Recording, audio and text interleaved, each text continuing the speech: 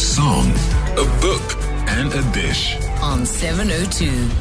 It's that time on a Friday where we do what we call a song, a book, and a dish. We get to know somebody who you may know or may not know that well, and we ask them three things: favorite book, most inspiring song, and memories inspired by food. You know, today we're going to talk about business. People get to know a business either because they use the service or because the products and the brands are powerful, or in this particular case, it has something to do with an advert that plays regularly, a series of adverts that you will have heard often and enjoyed on 702. Today, we are in conversation with Ryan Bacher, who's the co-founder of Netflorist, and I suppose the co-founder of Herald. Ryan, welcome. It's good to have you on the show. Thank you, John. It's lovely to be here. Who came up with the idea of Herald? Because that is, apart from the many people who buy your flowers and your products, for many people, I say Netflorist, they say Herald. Yeah, so a friend, I went to school with a guy who, when we came up with the idea for a radio ad, was many, many years ago. He was a copywriter at one of the agencies in South Africa. He's now become almost one of the most senior creative guys in the country. But at the time, he was a copywriter.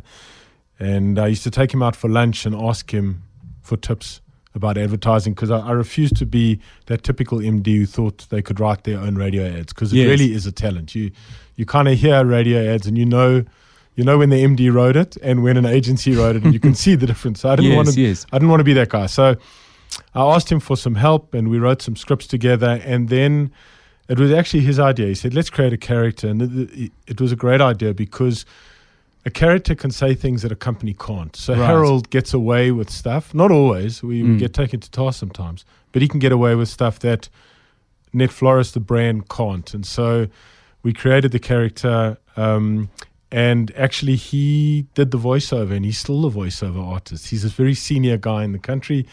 And every few months he has to come into studio and go into the recording box and be the voice. And I love it. I hope he does. It's a long history the two of us had had. And thankfully, Herald has been a good character for us on radio. My favorite of many favorite Herald lines was, and I can't remember the exact setup, but there's a woman talking to Herald, and she says, my mother-in-law said, if I was married to you, I'd poison your coffee. And she then says, and I replied by saying, and if I was married to you, I would drink it. Now, whatever cliche you use, hit it out the park, etc., etc., that for me was a brilliant. Do you know, because I think it's all of a standard, but every once in a while, there must be a moment where, somebody says, wow, okay, that's especially good. We do have those moments. I wish we had them all the time. And you never know how things are going to play out. We've had some radio ads where we had one ad where a lady phoned in, a white lady, and said, I need a gift, a birthday gift for my husband. He's half Zulu. So Herald said, which half? And she said, that's below the belt, Herald. And Herald said, lucky you. And, it was really taking a pot shot at white guys who are less well endowed. I mean, that was the gag. But actually that thing exploded. It became quite racialized. Yes. And we didn't know that would happen. And we were on the front page, and I had to be on radio shows. So sometimes what we thought would be quite benign and a bit of a gag has become something else, and maybe we didn't understand the context properly, and that's on us. So we've had many journeys with Herald, but mostly good. Yeah, okay. Well, let's move away from Herald and let's talk about you. How did you get into the flower business? Because you studied and you did an LLB, you worked as a tennis coach, traveling to other parts of the world. Flowers? Yeah, I certainly wasn't primed for flowers, that's for sure. I was working at an internet company. I'd come back from overseas, and I was kind of a salesperson in an internet company, early internet days. And one of the companies that we did some work for wanted us to build an e-commerce site. Early days, 1999. And we didn't know what to do. Nobody did about building e-commerce in those days. So we thought we'd build something ourselves and sell one or two things, just some things, so we could learn, and then we could sell those services on. We picked flowers for no reason other than we'd looked in America what was selling. And there was a business there selling flowers that we'd seen online. So we thought, we'll sell some flowers. 5, 10 deliveries, whatever, we don't care. And then shut that thing down and go to the business that asked us and say, we'll build your e-commerce site. But we sold a bit more than we thought we'd do. And then we kind of Business was blooming, hey? Yeah, exactly. And then we thought, hey, maybe we stumbled onto something. So there was no strategy. There was no document that said this is what we're going to do. It was complete happen chance. Take us then around the dinner table. You number 3 of 4 siblings. Your dad, Udall, presumably talked business because he was in the clothing trade. Yeah. Your mom doing a very different thing. Irene, your mom, nursery school teacher. Was there business or business-related stuff talked about over dinner at the Bacher table? Actually, not much. I come from a bit of a external sporting family, so you kind of. That was the default. We spoke a lot about cricket and a lot about rugby, and I was a tennis player. We spoke a bit about tennis. Business, my dad was in the clothing industry, but he wasn't. It wasn't something that was core to him, and my mother wasn't in business, so we actually didn't talk about it much. And I think I stumbled into Netflorist, but I don't think I was primed to be an entrepreneur. I really don't. Yeah, I think I just fell into it, and I'm very lucky that I did. Tell us this then. I mean, your favorite dish you've picked is vegetarian korma. I would assume Friday night at the Bachers wouldn't have been vegetarian korma. What would it have been? No. I'm Jewish, so there's a lot of what we call challah, but it's this platted bread. Yes.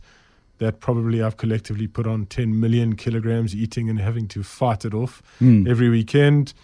A lot of chicken, a lot of beef, very lucky to have such things. And Indian cuisine wasn't in our house, but I like spicy food. I spent a bit of time in Mexico and came back with that palate. And Indian restaurants are my go-to if I can. So do you cook? I'm not a good cook. I try. My wife's a good cook, so I pitch in when I can. But she trumps me, and my kids are happier when she cooks. How do they express that? Do they have like a slightly apprehensive look when they see you with an apron? No. I think they're much more direct than that. Oh, is it? Yeah. Okay. Well, that's one way to go about it. Books in the house when you were growing up. Lots of them. Did you read a lot, and what did you read? I didn't actually. I started reading when I was in my 20s. I played a lot of sport when I was a teenager, and any second I had, I was playing sport. And then in my 20s, I found reading, and I've been reading quite a lot since. I read all sorts of stuff. I read non-fiction, but actually I prefer fiction, to be honest. I know that's weird for a business guy, but I much prefer fiction.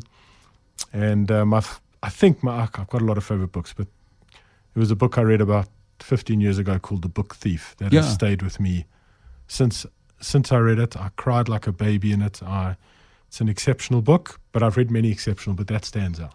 Let's talk about that. Published 2005, Australian author Markus Zusak, set in the Second World War, and intriguingly set up both in terms of its narrator. There's a young girl in the story. I mean, I've read it. It's an exquisite book. Do you know what about it made you cry? Firstly, I've read, obviously I've read a lot of kind of Holocaust books, but this isn't a Holocaust book. Yes. And it's not told from a Jewish perspective at all. It's got nothing to do with that. It's really World War II. And so firstly, I liked reading a book about World War II that wasn't so, let's call it introspective, if that's the word. I don't know what the word is, or egocentric. But just to read a book that is narrated by death, because that's what it's written, and it's up front. He's up front about it. He says, look, death is writing this book. And just to see a perspective from death, of course, who knows what death is, but for an author to take that on and to feel that he's competent enough to be death, to be the Grim Reaper. I guess that's a better way of putting it. Yeah. And then the stories inside it that are so moving because they're real characters, all sorts of different people. And, of course, they're all terribly affected by what happened in World War II. And it touched me deeply. How do you read? Are you, like me, kind of read at night and then you realize that you've stopped reading because the book hits the floor and it's time to sleep? Or when you get a book like that, do you find space, find time, find corners in your life and in your home and actually devour it? I try that. Yeah, I do try and read at night, but I last about 5 pages. So at 5 pages is probably good. 3 more than me. Yeah, I'm lucky on I don't work or do anything on Friday nights and Saturdays, so I take that day off. So I do quite a bit of reading on those days, and my phone's not on. There's no TV. There's nothing, so I'm not interrupted. So that's peak reading time for me. Let's talk about music. Who controlled what music was played in the house when you were growing up, or did you all have your own little device and thing, a playlist that you could choose? No, my older sister did. She had a wonderful taste in music, so I grew up on Eric Clapton and J.J. Cale, and it was in the time of Beat Street where we would go there and hire records. It was record time. Oh, okay. And then tape. Yeah. And we would go and hire records and bring them back, and eventually CDs came in. So I grew up on that kind of music, and it's kind of my go-to now as well, I guess. But I've got lots of favorite singers, that's for sure. Can you sing? I'm okay. I used to play guitar, not much anymore, and I was an okay guitarist, not more than that. And I can hold a tune, but again, it's the same as the cooking. I'm very fortunate for many reasons to be married to who I am, but I have a wife with an extraordinary voice. Mm-hmm. So I've become relatively a poor singer. Oh, you mean in comparative? In comparative, yeah. In our family, I try not to sing, okay, because we've got an exceptional talent in our family. Actually, my kids are good singers as well. So, so I got married and turned off my voice. Okay, well let's talk about your wife, Nicol. She's a psychologist, yes, doing academic work as well, as you mentioned to me earlier. And we're going to play in a moment Crazy Beautiful, which is about your son. But when you heard the song first that was for you, that must have felt amazing. Describe it. Hard to describe.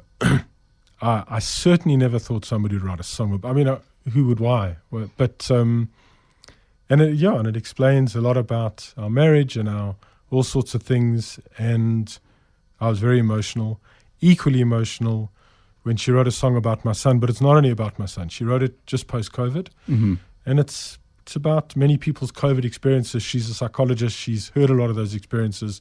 Obviously, nobody's mentioned in the song. She's very confidential. But it's a song about tenacity and resilience despite many things. And yeah, it's wonderful. Ryan Bacher, thanks so much for sharing with us your song, your book, and your dish here on 702 Drive. It's been great to have you. It's a pleasure, John. It's been lovely to be here. Thank you. Let's enjoy. This one is called Crazy Beautiful. It's by Nicol Bacher.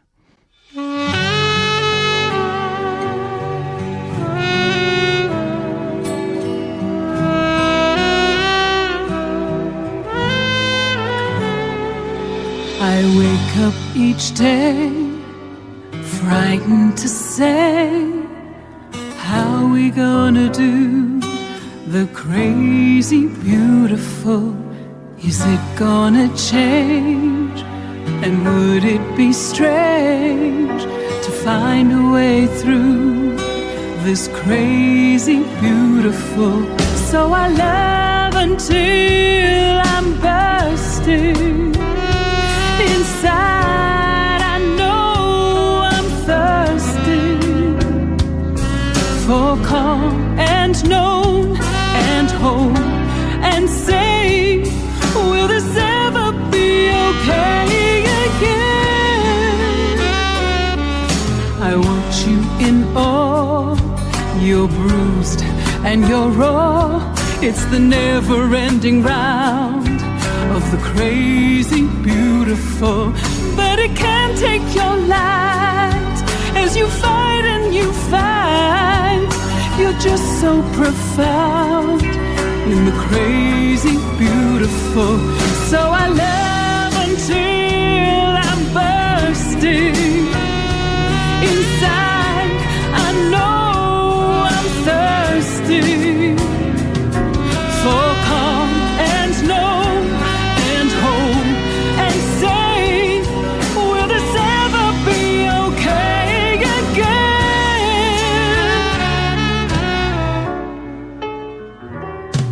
Ooh, I don't want to feel this pain. What if this was all in vain?